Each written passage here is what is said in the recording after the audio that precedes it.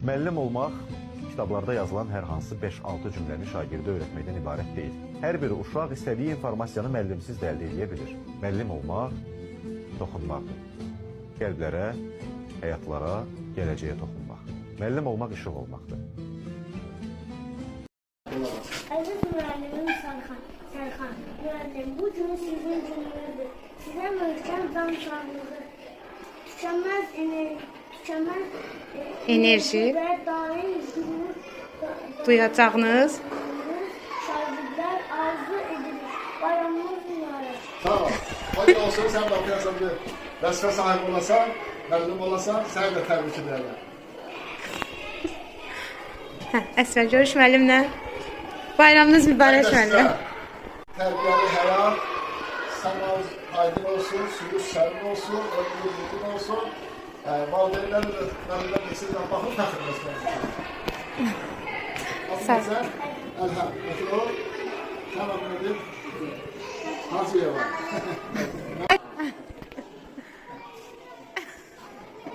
Bayramınız mübarək müəllim. Hə, müəllimə. Hə, keç o tərəfdən çevirir bir.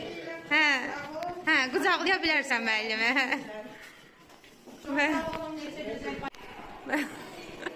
Müəllimə nə deyir? Bayramınız mı? Qucaqla müəllimi. Müəllimə açın, baxın da müəllimi içinə. Hə, bayramınız mı? Hə, sağ olun. Zemfira, gəl. Müəllimə, sizin bayramınızı təbrik edirik işte ki. Hə, qucaqla müəllimi. Hə, nə deyirik müəllimə, bayramınız mübarək. Açın, baxın da müəllimə. Bayramınız mübarək. Salam müəllimə, necəsiniz? Bayram Nuranə müəllimənin çərçə. Nuranə müəllimənin, hə. Hə, bayramınız mübarək müəllimə. Qucaqlaya bilərsiniz. Hə, kimdədir? Teşekkür ederim.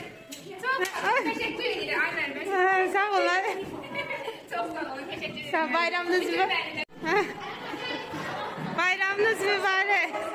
İçindəki düşdüyü üçün bayramınız mübarək müəllimə. Salam müəllimə, necəsiz? Bayramınız mübarək. Hanı görüm? Hanı şey? Gəl, gəl. Bayramınız mübarək. Sizə uşaqlar kiçik bir hədiyyə. Açım, nə müəllimə nə deyir? Bayramınız mübarək. Salam müəllimə, bayramınız